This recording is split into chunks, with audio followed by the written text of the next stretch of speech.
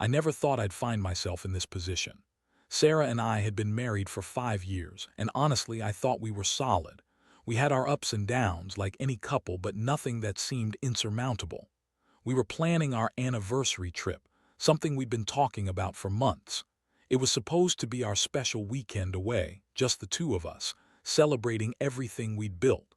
I had even taken the week off work, making sure everything was perfect. But something started feeling off. Sarah was acting weird the week leading up to our trip. She was more bitchy than usual, snapping at me over small things, dismissing my plans and avoiding any serious conversations about the trip itself. I'd ask her if everything was okay, and she'd brush it off with a laugh or a quick, "Stop overthinking, I'm just stressed." I figured it was just her usual mood swings or maybe work stress. I wanted to believe that, so I didn't push her too hard. Then the night before we were supposed to leave, I came home early from work because I wasn't feeling great. I wanted to surprise Sarah, maybe do something special, bring home her favorite dinner or something. But when I got home, I saw her car in the driveway, which was normal. The problem was, the house was eerily quiet when I walked in. No signs of her preparing anything, no smell of food, nothing, just silence. I called her name and she answered from the bedroom. That's when I saw her lying on the bed, scrolling through her phone. She looked up at me and her eyes widened like she'd been caught doing something she knew she shouldn't be. I remember thinking she looked guilty but trying to play it off. I asked her how her day was, but she brushed me off with a quick, "Fine," and a fake smile. I noticed her phone was plugged in and her screen lit up with a message notification from someone named Jake. My stomach dropped. I didn't recognize the number, but the message said, "Can't wait to see you tonight." My mind immediately went to the worst. I've always trusted her, but something about the way she was acting, defensive, sneaky, made me suspicious. I kept quiet and watched her, trying to read her face.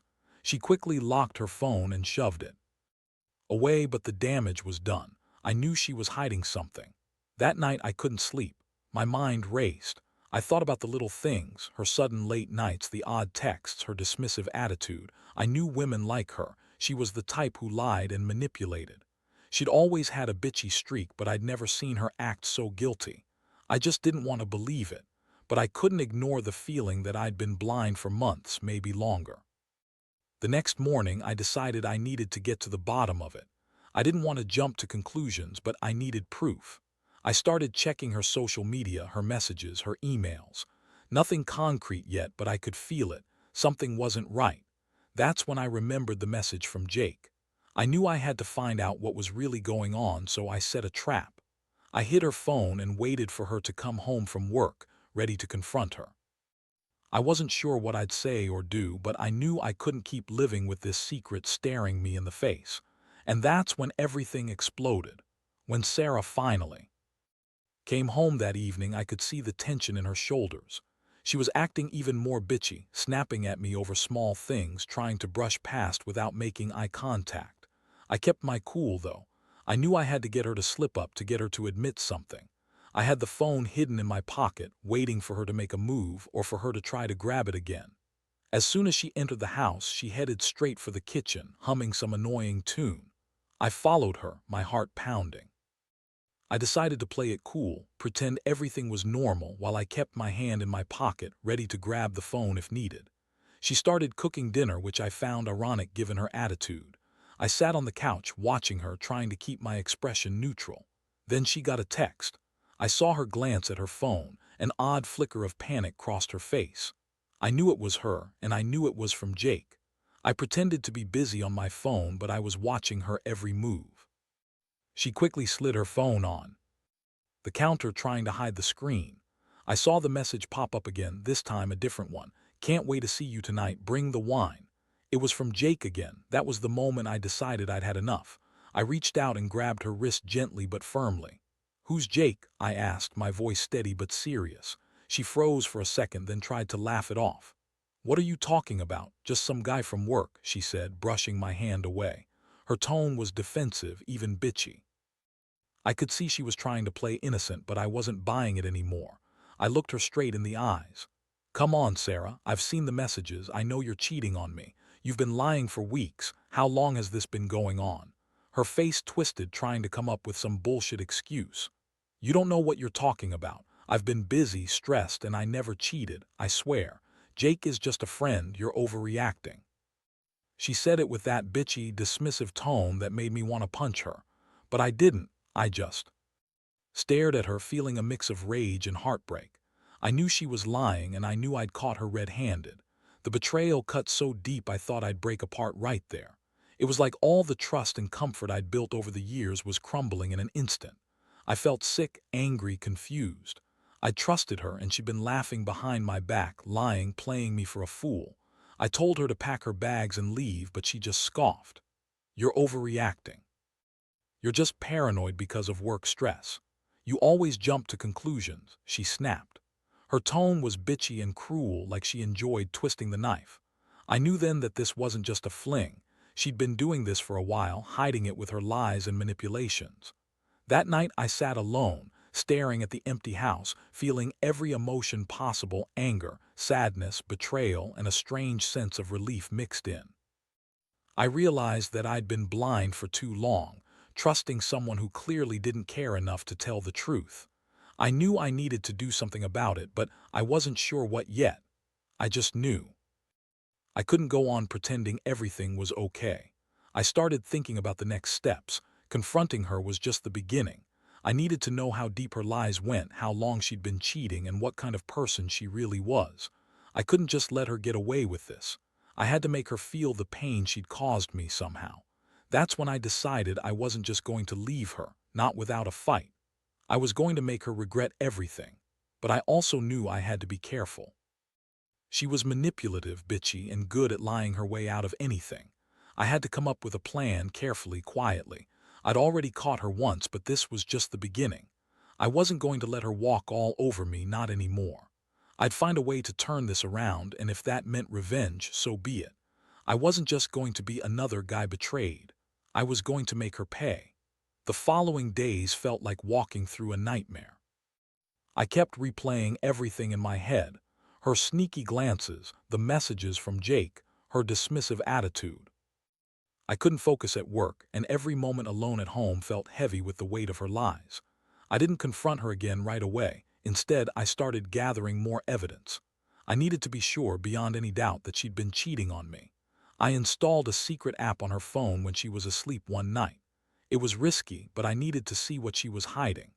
Over the next few days, I watched her phone activity from afar: her texts, her calls, even her GPS location. It was sickening to see her slip away to meet Jake, her phone buzzing with messages like, "Can't wait for tonight," or "Dinner is ready, come home soon." I saw her hiding her phone, deleting messages, acting like she was innocent. She had a whole secret world I'd never known about. One afternoon, I caught her in a lie. She claimed she was going to the gym, but her location data showed she was actually at a different girl's place. I felt a surge of rage. It wasn't just about the sex or the lying anymore. It was about the blatant disrespect. She was laughing with him, sharing moments behind my back, and somehow convincing herself she was still in the right. That's when I decided I'd push back hard. I couldn't just leave her, not after everything I'd found out.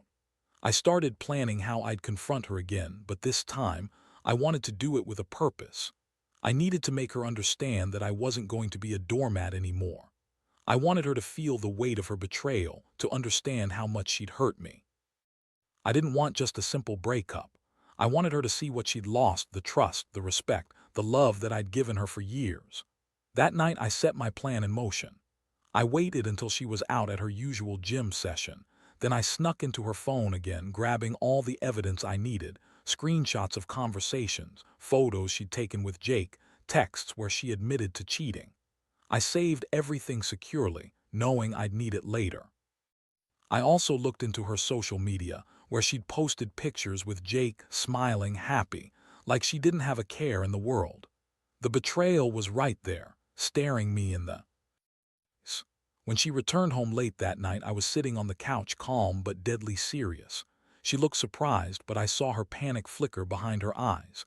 I didn't wait for her to speak. I pulled out her phone and threw all the evidence on the table. Her face drained of color. I told her I knew everything about Jake, her lies, her betrayal. Her bitchy attitude immediately kicked in. She started lying again, denying everything, insisting she was just talking to Jake, that I was paranoid. But I had all the proof and I made sure she saw it. The confrontation was brutal. She yelled, accused me of spying, of being crazy. She tried to turn it around, saying I was the one who'd changed, that I was insecure and jealous. But I wasn't having it. I felt sick, like I'd been punched in the gut, but I stayed firm. I told her she had two choices: own up to her lies and face the consequences, or leave and never come back. Her bitchy demeanor only grew more aggressive, but I knew I had her cornered. Deep inside, I was torn. On one hand, I wanted to lose my shit, to scream and break things. On the other, I knew I needed to stay composed, to make her see that I was serious. I wanted her to understand that her actions had consequences. If she wanted to keep playing her games, I would end it all. No more excuses, no more lies. I wasn't going to be her fool anymore. Looking at her, I realized how much trust I'd wasted on someone so selfish and manipulative. I wasn't sure what I'd do next, but I knew I couldn't stay in this toxic situation. I felt angry, heartbroken, but also a strange sense of relief. I'd finally uncovered the truth, and now I could decide what to do about it. For the first time in a long time, I was taking control of my own life. After that night, everything changed. Sarah didn't pack her bags immediately, but the atmosphere in the house was icy, tense, like we were both walking on eggshells. She tried to lie her way out of it again, claiming she and Jake only hung out as friends, that she'd never meant to hurt me. Her words sounded hollow, and her bitchy attitude only made it worse. I could see she was desperate, trying to spin her web of lies tighter, but I was done falling for it. I decided I had to take a step back to clear my head. I couldn't go on living with her manipulative bullshit. I moved into the guest room, though I still slept in the same house for a few more days. That was part of my revenge, I guess, making her realize I was serious, that I wasn't just going to roll over. I started talking to a lawyer, gathering all the evidence I'd collected. I wanted to make sure I had everything in order: financials, proof of her affair, all of it. Meanwhile, Sarah kept up her bitchy facade, throwing tantrums, accusing me of controlling her, trying to turn the tables. She still insisted she was innocent, that I was paranoid and insecure. Yeah, right. I could see right through her lies now. The truth was, she'd been cheating on me for months, laughing with Jake behind my back, betraying everything we'd built. She played the victim, but I knew better. I knew she was the one who'd broken us apart, and I wasn't going to be the fool anymore. One afternoon, I caught her sneaking out of the house again. I was waiting in the living room, and she tried to slip past me like I wasn't even there. I blocked her path and looked her in the eye. "Where are you going?" I asked, voice cold. She stammered, trying to come up with some bullshit excuse, but I wasn't buying it. This was her last chance to come clean. I told her I knew all about her meetings with Jake, about her lies, and that I was done with her bullshit. That's when she snapped. She started crying, calling me crazy, saying I was ruining everything, that she loved me but I was just too suspicious. I was furious. I told her she'd lost her chance to save this marriage. If she wanted to be a slut and play her games, that was on her. But I wasn't going to be part of it anymore. I told her she could stay or she could leave, but I wasn't going to pretend I didn't know the truth. That was when she finally realized I meant business. The next day, she left the house, claiming she needed space. I watched her get in her car, feeling a strange mixture of relief and rage.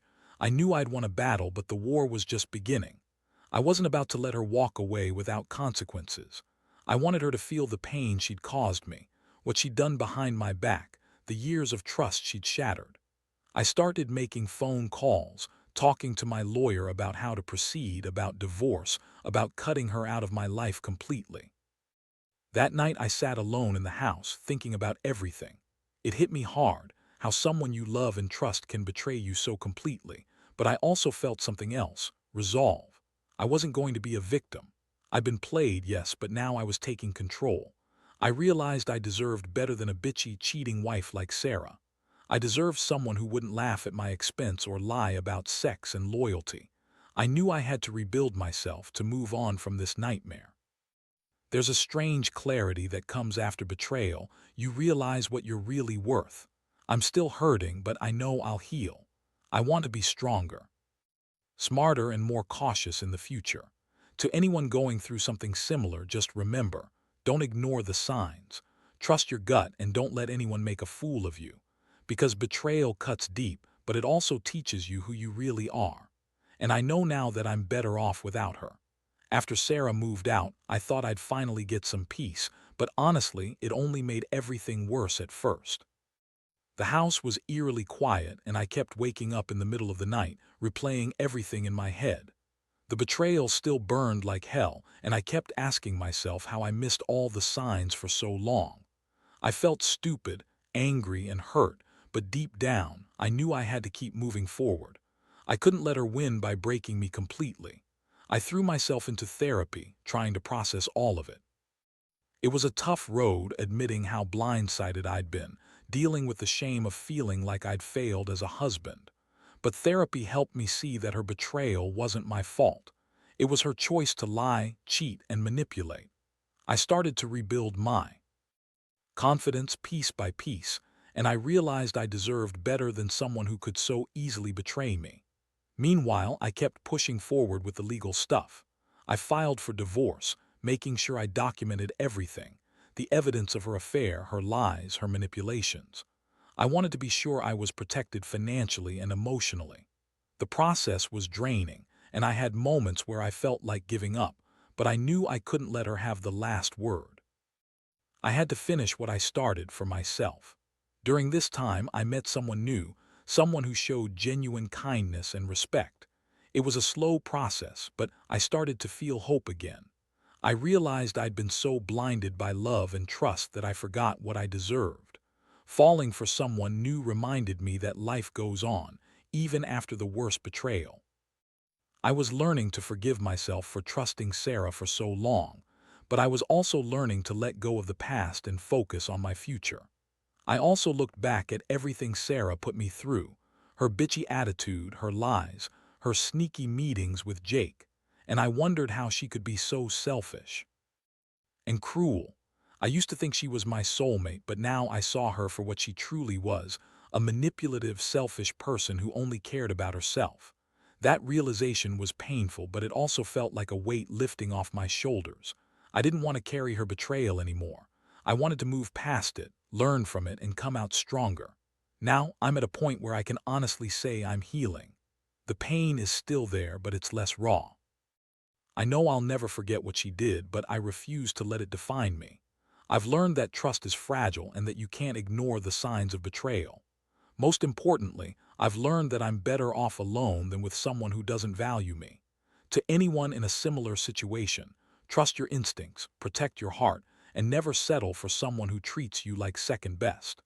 Because in the end, your happiness and self-respect matter more than anything else. Looking back now, I realize that betrayal reshaped me in ways I never expected. It tore me apart at first, but it also forced me to confront my own worth and what I truly deserve from a partner. Sarah's bitchy attitude, her lies, her sneaky meetings with Jake, those things showed me how selfish and manipulative she could be, and honestly, I'm glad I saw it all clearly before it was too late. The pain of discovering her affair was overwhelming.